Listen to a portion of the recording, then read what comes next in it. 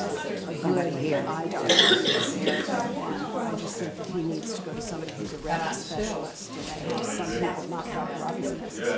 Before we get started, it's a little after 2, but thank you all for coming out. This is our second in our 4-part series on women, Virginia women in history, and this is the last of the Library of Virginia exhibit. This will go out here on Monday tomorrow, so if you haven't had a chance after the talk, you can read this. But this is all part of, Kathy Spangler here from American Evolution 2019. This is all part of our programming for American Evolution 2019. And if you're not familiar with that, it's the Commonwealth of Virginia's celebration of 5 really important events that happened in the year 1619. And those include the first meeting of the legislature in July of 1619, the first arrival of Africans in that August, and it includes the recruitment of women from England in large numbers who would have come in 1620, and it also includes the first Thanksgiving at Berkeley. We always say we Virginians know we had the first Thanksgiving, not up in New England. And it also includes this entrepreneurial spirit with the Virginia Assembly pushing for private property in 1619. So we're excited to partner with American Evolution, and we're excited to have Cassandra Newby-Alexander here, because I was telling her here on the radio, depending on when I'm in the car, on certain days of the week, if you're in the car on Friday, you can hear her. She's often on Another View on Friday afternoon on public radio, and seeing her on PBS, and we're really excited to have her here. She's going to talk about some of the true champions of Virginia's civil rights.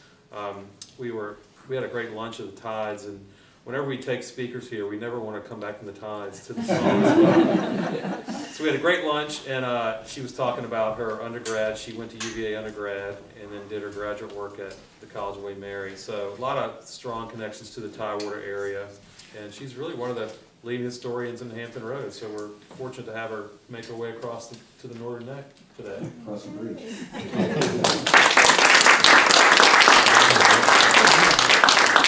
Thank you so much.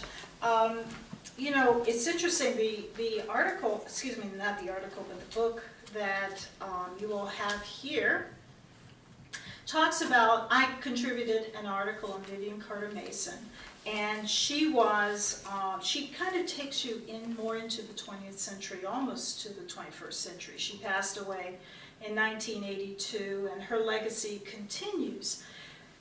If it wasn't, though, for the women I'm talking about today, she would have had a much harder time. And so I'm hopeful that the discussion today will kind of help you to see what was going on in these very early years of the years following the Civil War, and how important that was to the evolution of Virginia, and to this whole legacy that we have of fighting for civil rights, even though that fight didn't start in the years following the Civil War. It started much earlier than that, by people who were both black and white, men and women.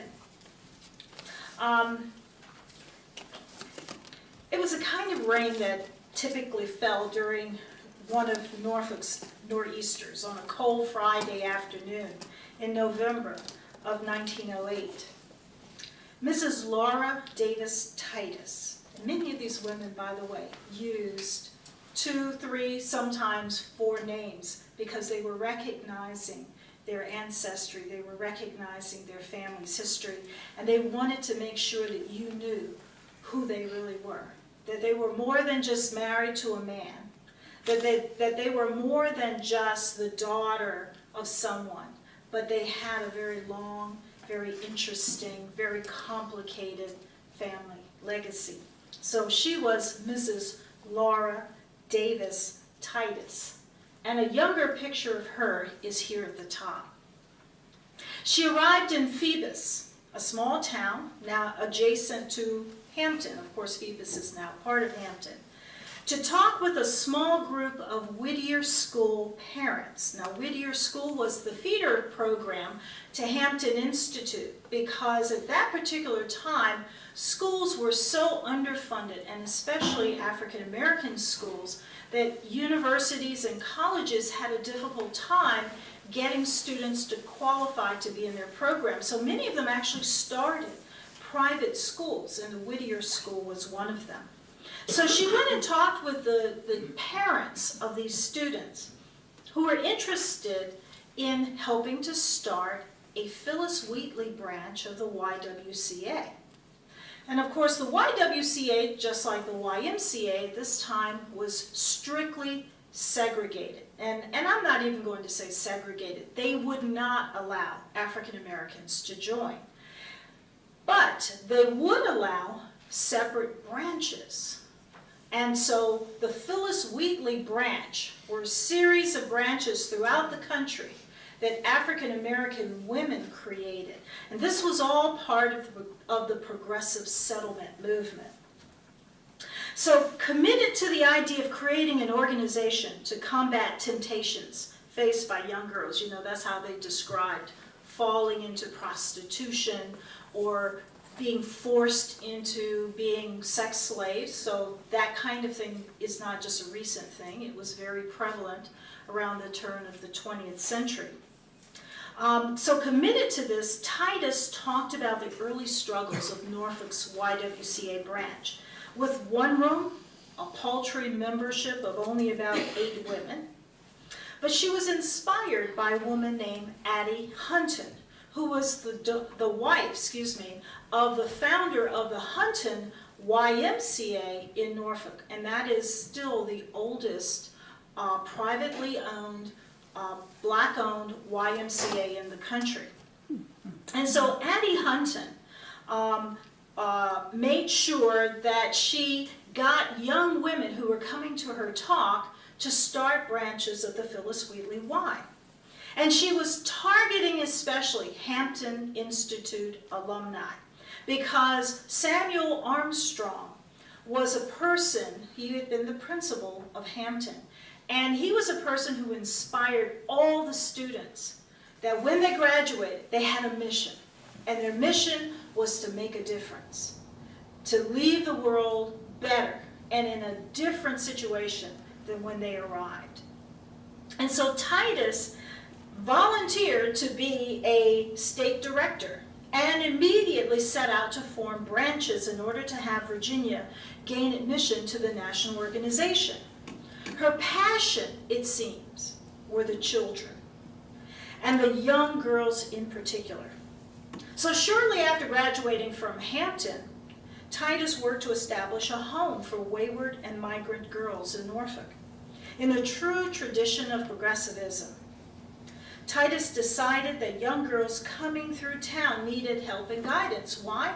Because with the railroads and the ships coming in, there were a lot of men who waited for these ships to come in and these trains to come in, and they waited on these young girls looking for work. And those young girls were often drawn in and put into houses of prostitution. And so they wanted to intercede. And a lot of people don't realize that prostitution at the turn of the 20th century was not illegal. In fact, people would actually list in the census records their occupation as a prostitute. So this was a very different kind of world than the one we are accustomed to. For years, Titus taught cooking and sewing classes in her home. She was not only a teacher, but she taught in her home as well, for free.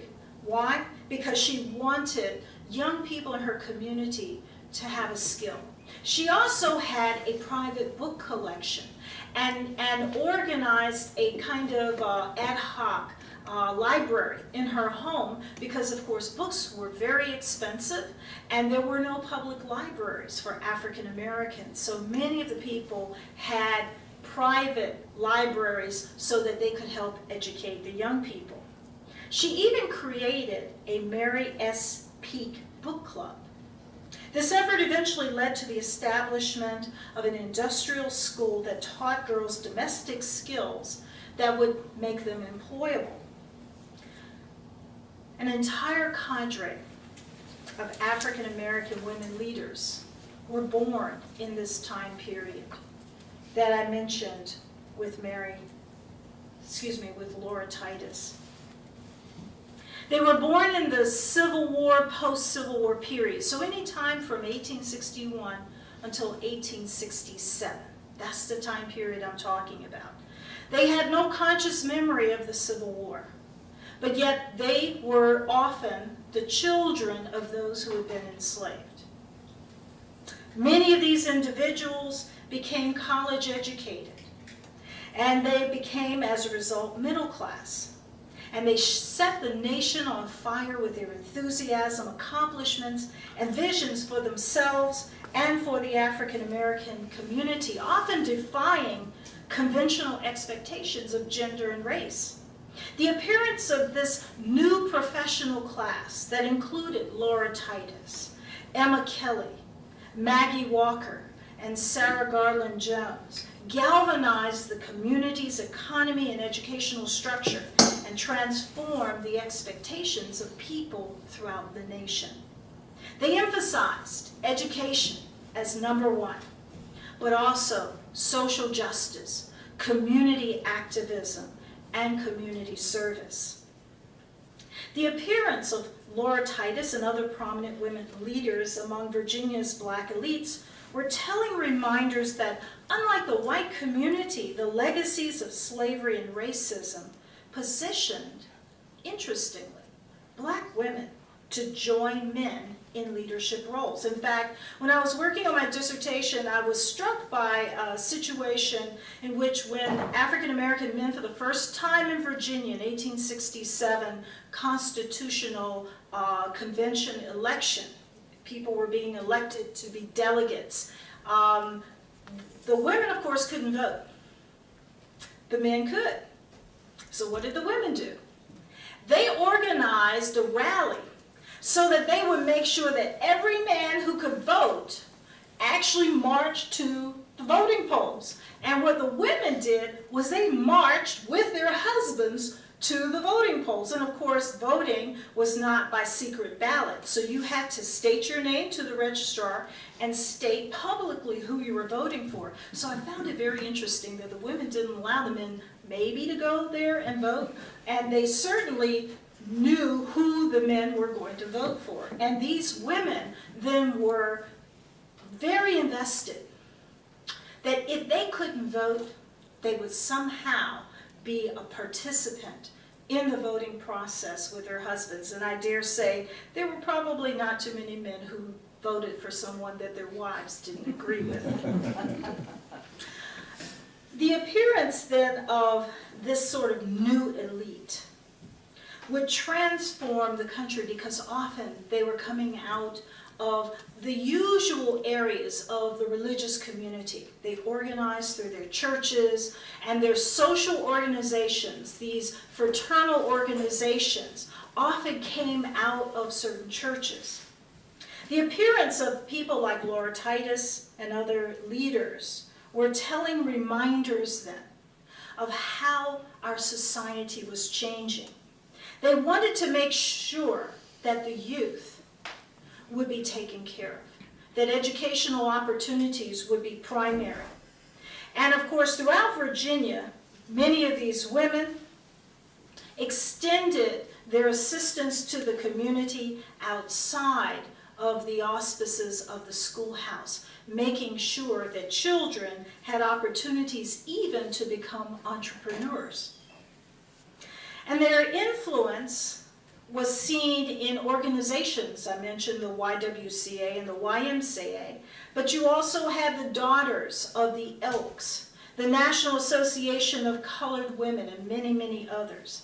These women leaders then created branches, and some of them became national branches with thousands, 100,000 or more members in some of these branches. In addition, their emergence as business women contributed to the expanding economic vitality of the community. And while the majority established smaller businesses, cook shops, restaurants, beauty shops, and schools, a few, like Maggie Walker from Richmond, actually created a national banking system and a department store. Most people don't realize she actually created one of the first female-owned department stores. Well, the city of Richmond led Virginia in the development and prosperity of African Americans in the decades following the Civil War. Despite legalized segregation and discrimination, Richmond became the fraternal, political, financial empire in Virginia. Under the early leadership of men like John Mitchell and Giles Jackson, Richmond was seen as the international center for black activity. The Jackson Ward, the second largest and most densely populated ward in the city, was home to most of the African Americans, and especially those who were part of this elite class. They were located in the heart of Richmond. And of course, the Jackson Ward provided this focal point for especially black business activity.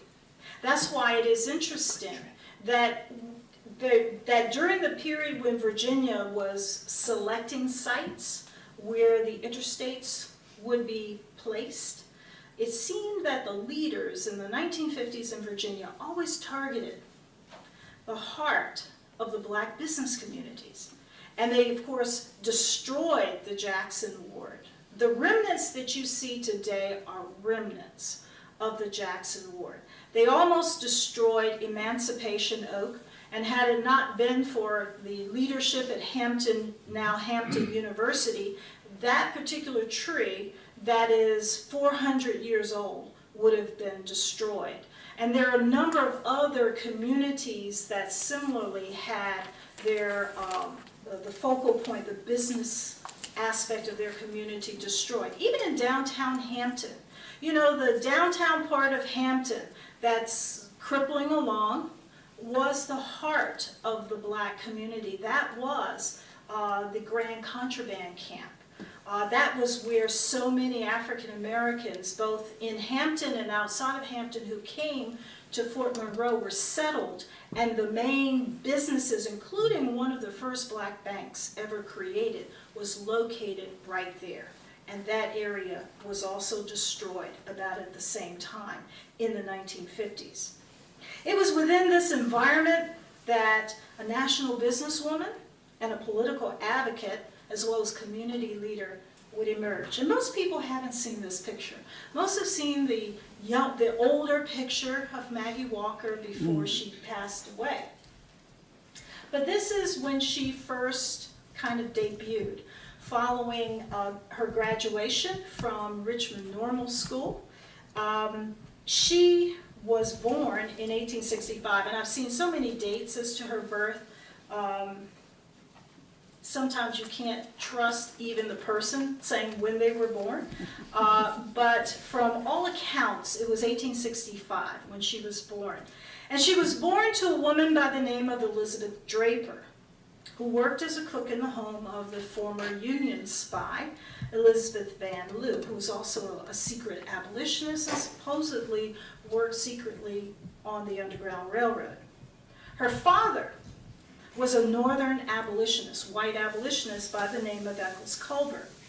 She was raised in Richmond, and she would gain national prominence as a business person and, of course, the first woman to lead a bank in the United States, black or white. And as a leader, her successes and vision offered tangible improvements in the way of life for African Americans in that city and even beyond. One thing that was very striking about what she did was she employed women to be bank officers, something that no one did. They were bank officers, they were bank managers, they also were the accountants and so forth. And yes, there were men who were employed in the business as well. But the fact that she put women in those positions gave them an opportunity that did not exist anywhere else. Now, what's interesting is that when Maggie was about 4 years old, her mother married. And her story kind of parallels a lot of what we would see in this Civil War, post-Civil War period, where there were a number of African American women who had children with white men and would later then marry an African American man, and that person would be the stepfather. Another person who had a similar experience was Booker T. Washington, who many people don't realize he was half white and half black, and more than likely his father was his slaveholder. And it was a few years actually after the end of slavery, that Booker T. Washington's mother married. And then they moved to West Virginia because he got into the coal mining industry. But then Booker T. Washington would make his way on foot, actually, to Hampton Institute and would become an important figure afterwards. So Elizabeth Draper married a man named William Mitchell. And that's how Maggie Lena, which was always her middle name, Mitchell Walker, became Mitchell Walker. And the man who owned the Richmond Planet, John Mitchell, was sort of kind of her cousin, not blood-wise, but in terms of marriage. They were related to each other. And so you would see this kind of community in which many of the people were related to each other, similar to what happens, of course, today. In fact, my mother was told when she was growing up in rural North Carolina, if you didn't want to marry a relative, leave the county. And maybe the one next to it as well. And she ended up coming all the way to Hampton Roads and met my father. And of course, then that made sure that she was not marrying a family member. But in Richmond, the same thing was true. And in this community, everywhere throughout Virginia, you know, for those of you who've done genealogical research, everybody is related to everybody. And you have those people you acknowledge, and those people whose bones stay in the closet, but they're still related to you. And that was true of Maggie Walker and her ancestry. Well, her stepfather had obtained a job as the head waiter in St. Charles Hotel in Richmond. And that's when the family moved away from Van Loo's estate and settled on the street called College Alley, which was just off of Broad Street. And that's where Maggie and her brother, Johnny, were raised. She then became a very important member of the First African Baptist Church in Richmond. And that was a church that had lots and lots and lots of fraternal organizations. So she learned the importance of these organizations because the community did not provide orphanages for black children. Instead, the churches provided a fund so that families who wanted to adopt or who were willing to adopt orphans would at least have some support coming from the community. There was also poor relief that would happen in these churches because many of the cities did not provide this for African Americans. So the African American communities learned to be self-sufficient in so many ways, and this is where she learned it in that particular church. Unfortunately for the family, though, William Mitchell was found drowned in a river in 1876. The police ruled his death a suicide, but his wife differed till the day she died. She believed he had been murdered. Of course, his murderer was never found, and Maggie's mother found herself having to support her family. And you can kind of tell where Maggie Walker learned the spirit that she had, because her mother actually started a laundry business and had Maggie Walker working with her. And at this time, there were no real public schools. The children, the African American children, whose families had a little bit of money, were actually being educated in the Lancaster School, which was a Quaker-owned school. You had to pay a little bit of a fee. And so desperate was her mother that her children be educated, that Maggie worked with her mother in the laundry business and also went to school. She was also, her mother also made sure that she understood how important it was to bridge that gap between those who had and those who did not. Because this laundry business opened the door for her to see even more. And it gave her determination that she was going to succeed. Maggie's mother made sure that all of her children were educated, and then later when the public school system was started, Maggie Walker entered the school, and for those who were interested in teaching, she entered the Richmond Normal Colored School. And it's there that she met some interesting people, including a classmate who was born a year after her. Her name was Sarah Garlan Boyd, who later became Sarah Garlan Boyd Jones, and I'll talk about her in just a minute. When Maggie Walker was 14 years old, she joined the local council from her church of the Independent Order of St. Luke. This fraternal burial society, established in 1867 in Baltimore, administered to the sick and the aged. So you would contribute a little bit of money, and of course, as your contributions continued, those who had already paid into the system when they got too old to take care of themselves, or they didn't have enough money to bury themselves, that the money in this organization would provide all of those things. And so the organization was dedicated to advancing the financial and social standing of all African Americans. And so it was while Maggie Walker was in this that she interacted with a woman, sorry, let me go back. She interacted with a woman who became principal of the normal school. And this woman's name was Mary Elizabeth Knowles, also known as Lizzie Knowles. And she was very different than a lot of teachers. This was a northern white missionary woman who came down, as many did during the Civil War, to help. But unlike those who left at the end of the Civil War, she remained. And she remained to teach the children, especially the African American children. And so she taught at the Lancaster School. And then when the public school system opened up, she moved into the heart of Richmond and began teaching there and eventually became principal. What was different about Lizzie Knowles was that she didn't believe in gender-defined roles. She taught both men and women succeed, become a professional, explore your talents and abilities, because the sky is the limit. And so as the students were not just learning vocational training, instead they learned music, art, literature, botany, history, civics, geography, mathematics, physical education. They even learned linear drawing. I would venture to say many of our students would have a hard time today because they don't get that level of exposure that kids 150 years ago got. So Knowles made sure that the students were prepared and trained. In fact, what is interesting is that Maggie Walker would later attribute Knowles with having a profound influence on her life, because she said she encouraged the notion that professional women in particular can transform their world.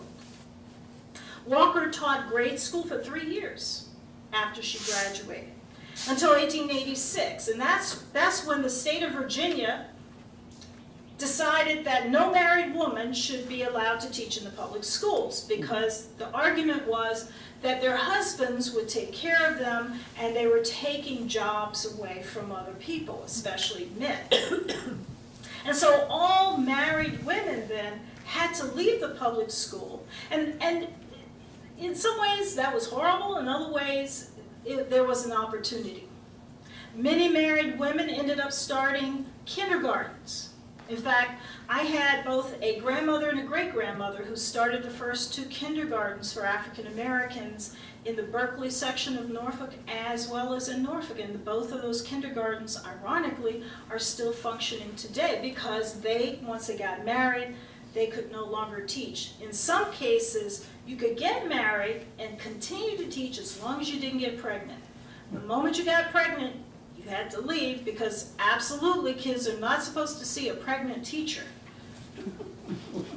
I said that really sarcastically. Some of you got it. Time to laugh. Eventually, Walker really began to prosper because she got more into the St. Luke's organization.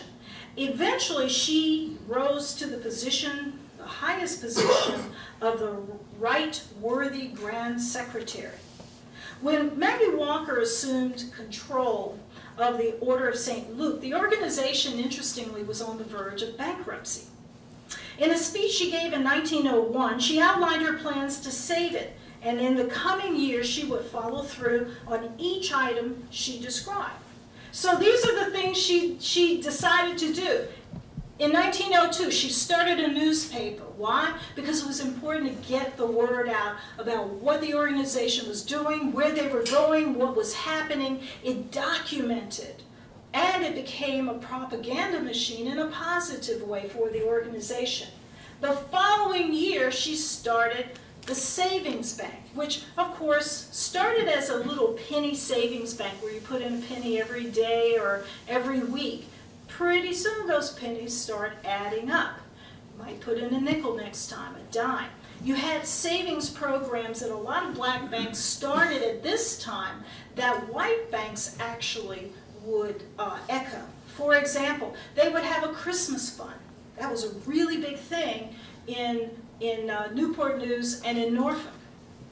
But it was started by black banks. And the Christmas fund was so you didn't get in debt during Christmas buying all the presents. And I know everyone thinks that's a late 20th century thing.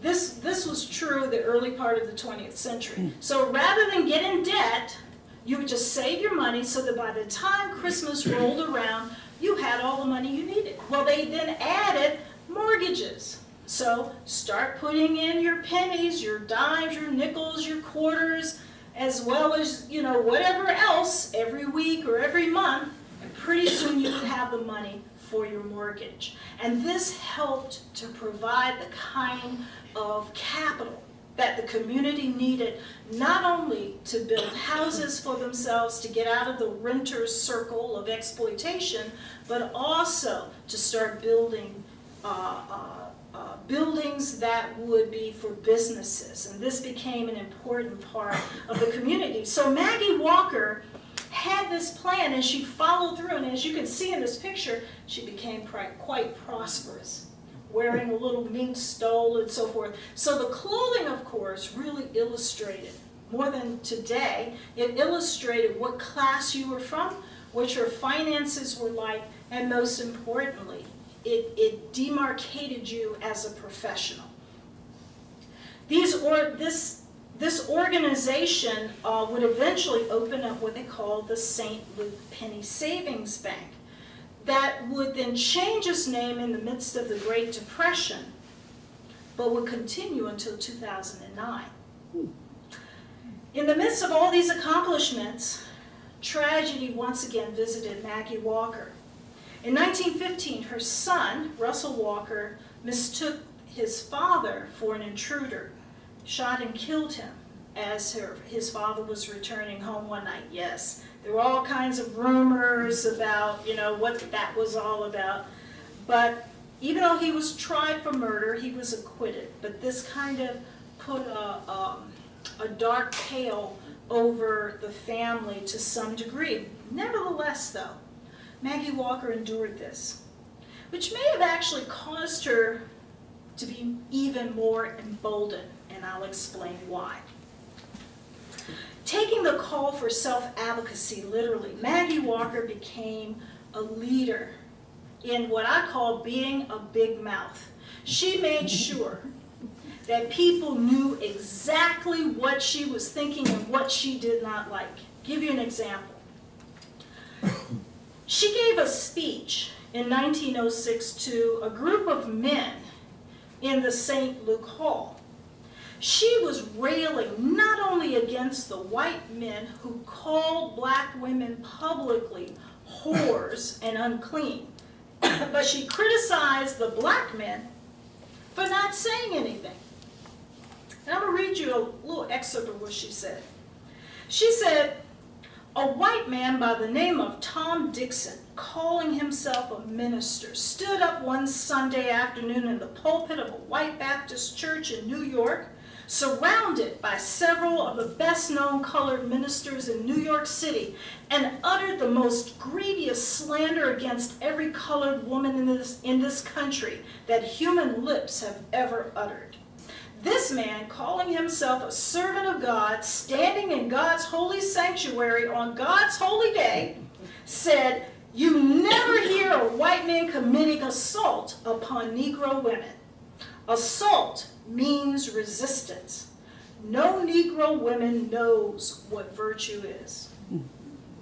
If a colored man, anywhere on land or water or in the air, had to an assemblage of men made any such statement concerning a white woman in these United States, the white men would have arisen in their might, and that colored man would have died with that awful slander still warm on his lips. My dear friends, are we less to you than the white women are to the white men? In the law of our state, it is written that the penalty of the lustful touch of a black man's hand upon a white woman is death. But we, the Negro women of the land, have sunken so low that the white preacher can stand up in God's temple on God's day and declare in tones that echo around the world that every Negro woman yields to a white man's lust, and that every Negro man's wife, mother, daughter, and sister is a harlot. My friends, do the lives of all the Negro women merit this most infamous, inhuman, and unchristian statement? And of course, then she really got into them. So that just gives you an idea of how she did not bite her tongue. She railed in public, and she made sure that she challenged people to act. She refused to bow to anybody or anything. And there were many, many, many other speeches that she made throughout her time as an advocate and a community leader. That was just one of many examples. In addition to her work for the Independent Order of St. Luke's, Maggie Walker was active in civic groups. As an advocate of African American women's rights, she served on the board of trustees for several women's groups. Among them were the National Association of Colored Women, and the Virginia Industrial School for Girls. To assist race relations, she helped organize and serve as the vice president for the NAACP, and she was a member of the National NAACP board. She also served as a member of the Virginia Interracial Commission. In 1921, it may surprise you that she even ran for public office as the superintendent of public instruction on the Republican ticket. Now, of course, we're talking about a year after women got the right to vote. So this was an extraordinary individual. As you can see in this picture, there were men and women who worked for the St. Luke's Penny Bank. And so I wanted you to really see that she had, and this is Maggie Walker right here. So she had a wide variety of people who worked for her organization and who prospered as well. Her work with the Order of St. Luke really met with more favorable results than her efforts to get elected. She was not successful in 1921. Under her leadership, there were more than 50,000 members in St. Luke's with over 1,500 chapters. Walker even managed, as I said, to keep the bank alive during the Great Depression, and that was a feat in and of itself because the majority of banks did close during this time. But all the tragedies and other things eventually caught up with Maggie Walker. And this is a picture. She was actually confined to a wheelchair by this age because of debilitating diabetes. And in 1934, she would die at the age of 70 of complications from diabetes. In many ways, her life was similar to her classmate, Sarah Garlan Boyd Jones. Boyd Jones was what many people considered to be moral and pious, imbued with what they called 19th century notions of gender roles. Jones, like Maggie Walker, was what you call a race woman. Now, it seems that in looking at this picture, and there will be other pictures of Jones that I'll show you, that Jones may have been like Maggie Walker, half white and half black. But there's no evidence. What is actually clear is that Jones's parents were enslaved, and they were part of probably folks who had been intermingled with whites for years. Her mother was from Albemarle County, her father was from Chesterfield County.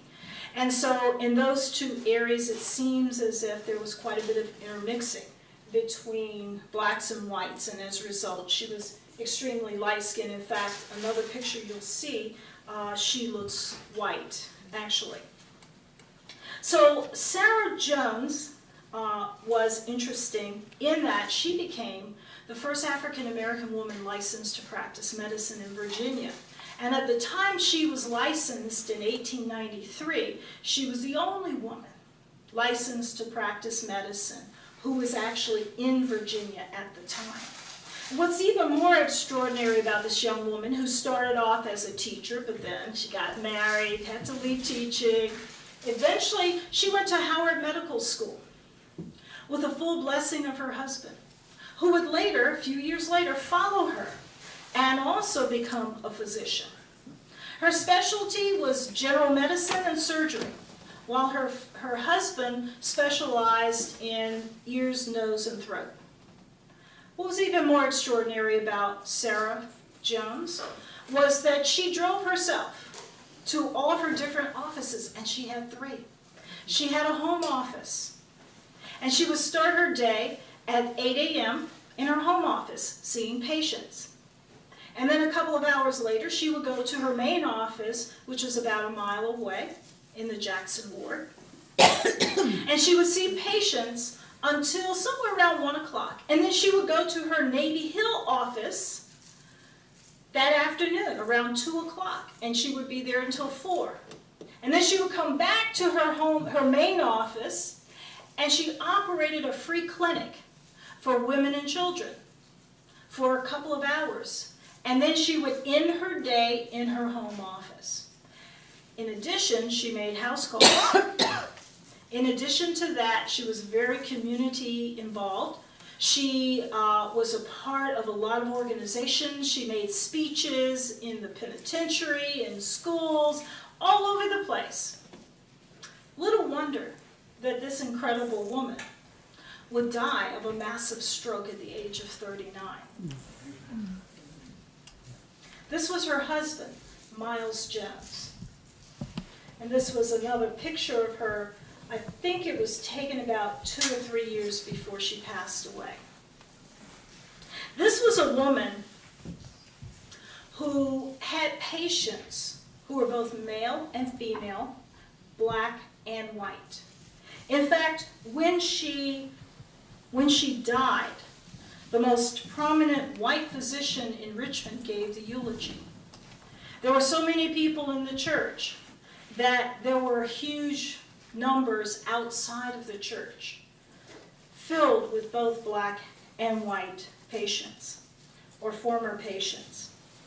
She had an interesting partnership with her husband, who didn't seem threatened by her abilities or her passion to not only go into medicine, but to become community involved. In fact, what is most interesting about her, aside from also being influenced by Lizzie Knowles, is that in 1902, she brought together all the black male physicians in Richmond, asked them to come to her office, and they did. And she told them, we need to start a hospital. Not just a service community, a hospital. Populated, staffed by the most prominent, the best physicians, the best nurses, the best technicians. That hospital, located in this building initially, was the precursor to what would become Richmond Community Hospital.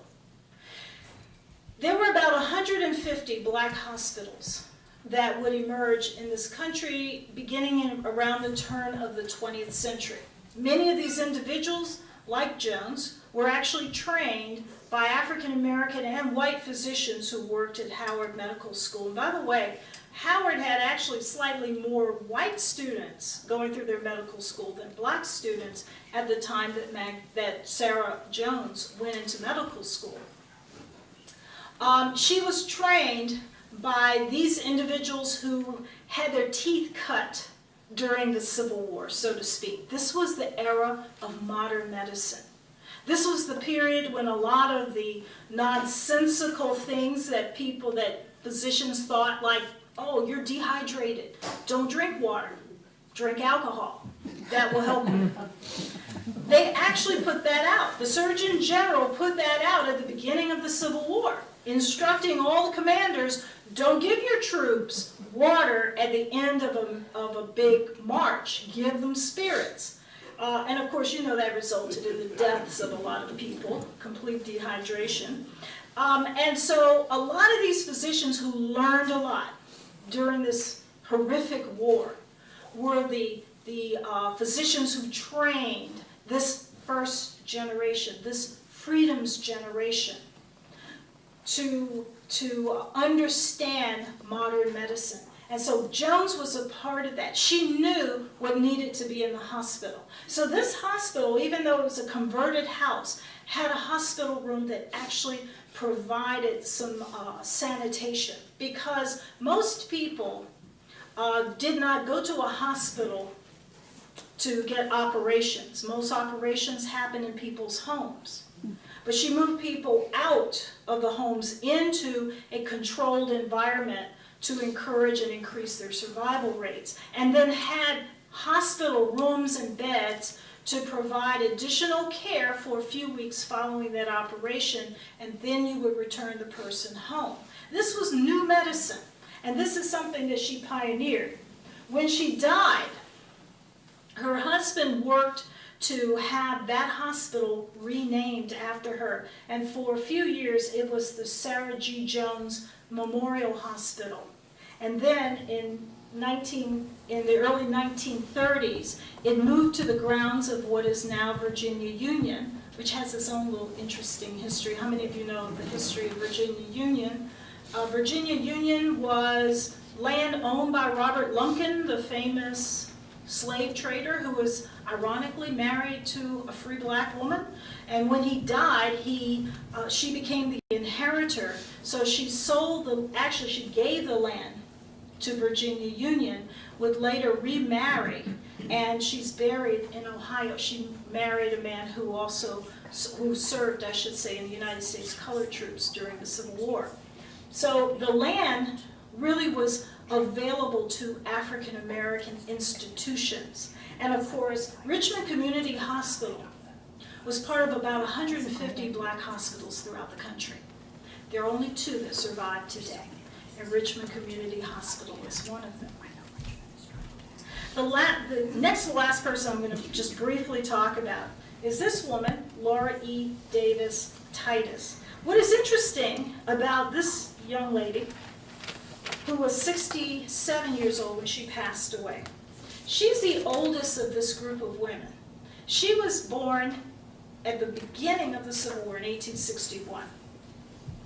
And when she was born, of course, her parents were enslaved African Americans. What she wanted to do was really instilled in her by her parents. She wanted to make a difference in her community, and she made a huge difference. She started a settlement house in Norfolk. She started the Phyllis Wheatley YWCA that only in the last 15 years merged to be part of the YWCA in Norfolk, a very powerful organization. She was inspired to do her work by this woman, Mary Kelsey Peake, who became the first African-American woman hired, actually the first person hired by the American Missionary Association to be a teacher at Fort Monroe. And of course, she's known for teaching people under what came to be known as Emancipation Oak. Well, Mary Peake was actually born in Norfolk, and she went to the same church as Laura Titus. And when Laura Titus then was at First Baptist Church on Butte Street, that church and St. John's, what later became St. John's AME churches, those two churches were the first two to have a school for African Americans in the country. It was started in 1863. So this is the world that she came out of. It was filled from the beginning with the importance of education, the importance of service, and for many women, the importance of becoming a teacher if you could. Eventually she became a graduate of Hampton Institute. While she was at Hampton, she's not in this picture, but she became one of the Hampton Singers. And the Hampton Singers, and I had this thing going on with my husband, who's a Fisk University graduate, so the Fisk Jubilee Singers, you all, okay. So the Hampton Singers actually started before the Fisk Jubilee Singers. And the song that everybody knows, Go Down Moses, actually was acquired by Lewis Lockwood, who was the missionary who came to Fort Monroe in 1861, and he began to collect some of the songs that he would hear the enslaved people sing.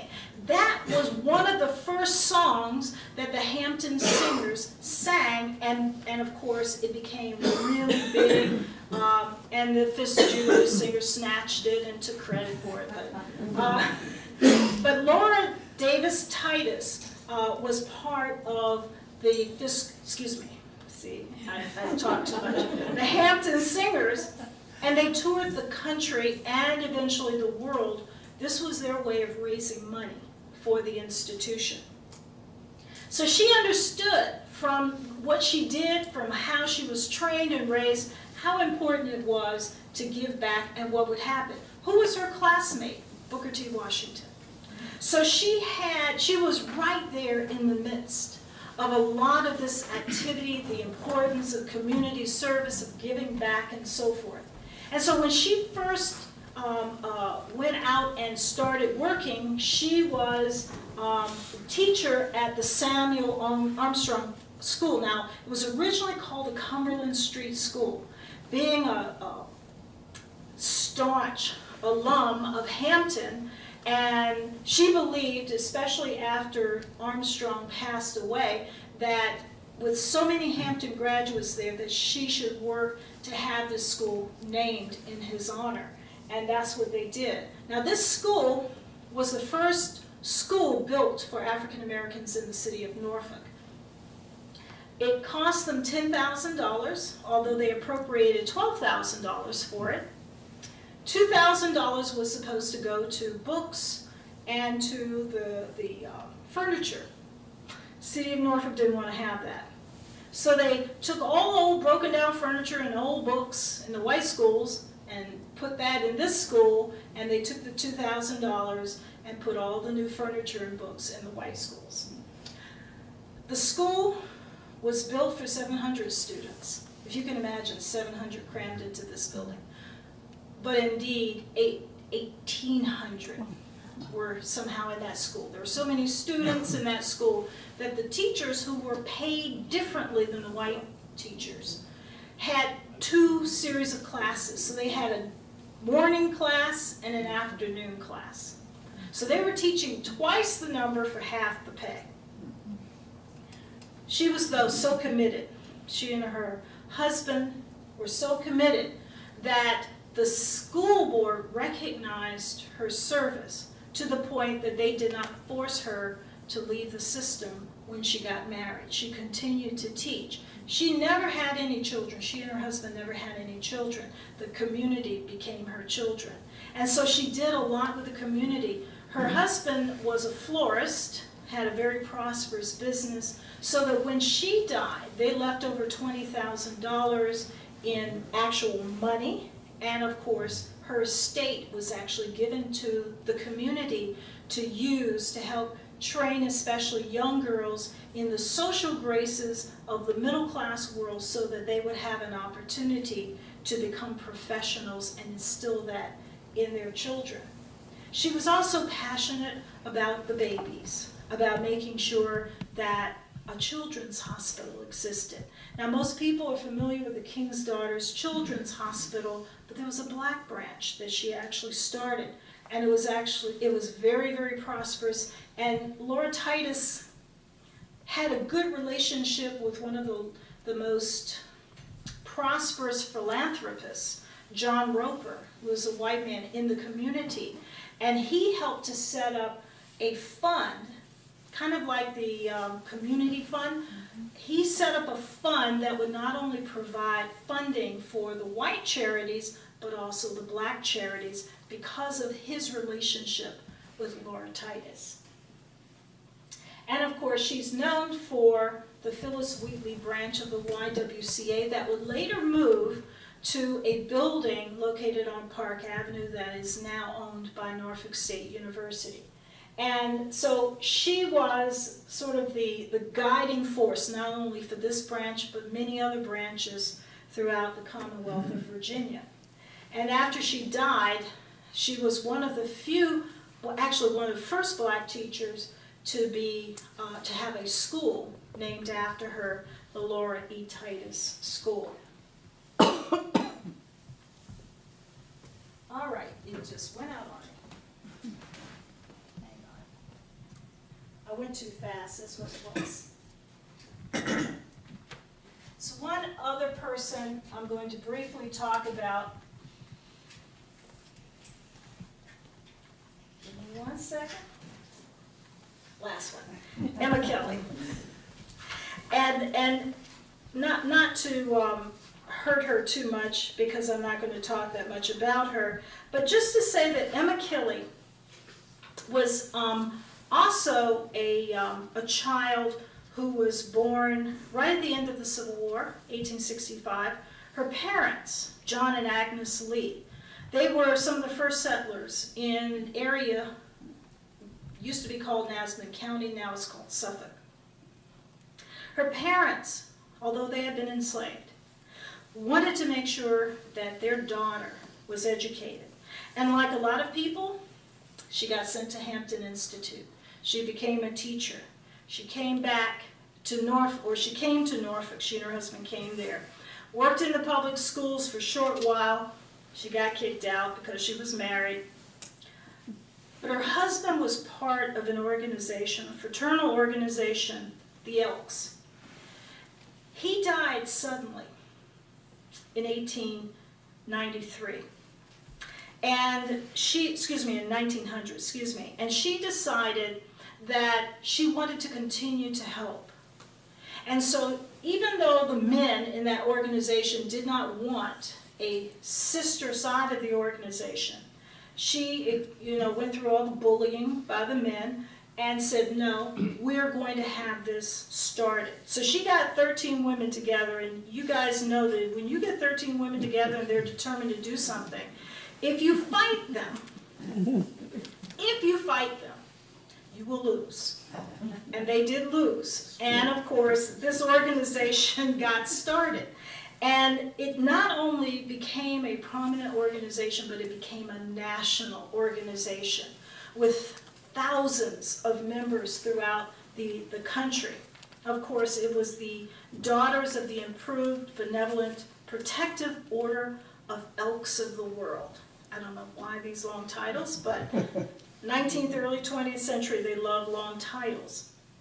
She was especially struck by the level of poverty that she saw in her community. In fact, she said that without shelter, without friends, that the people were bowed down with despair, for they saw a bleak future without hope.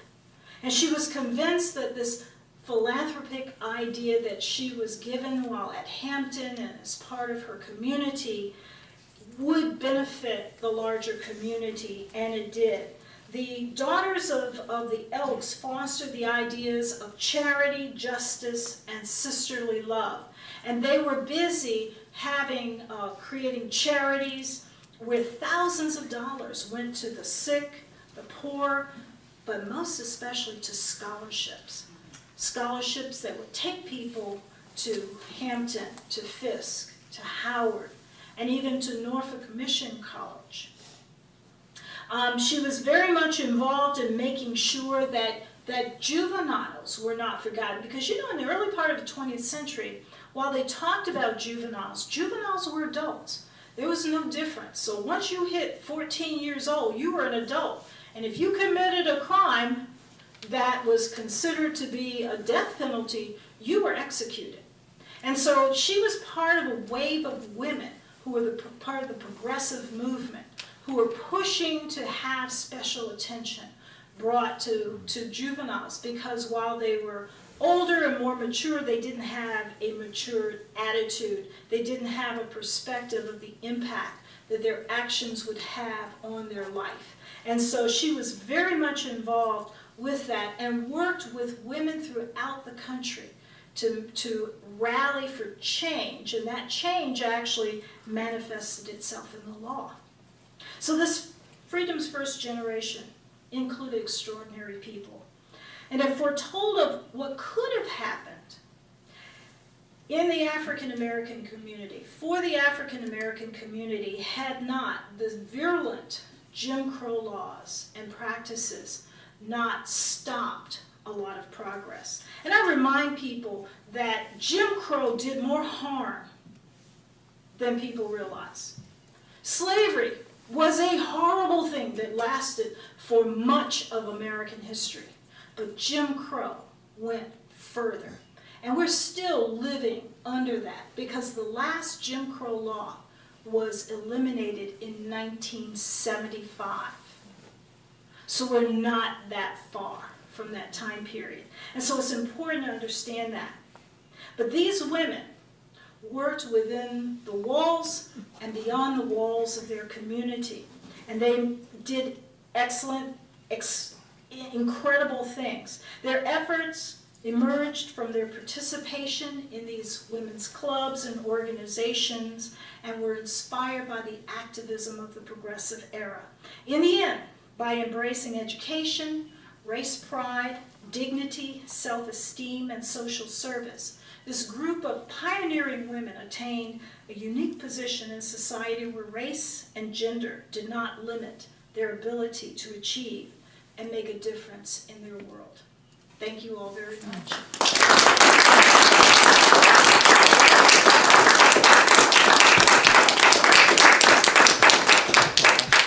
So apologies for running my mouth. You know what happens when you have a historian and a microphone.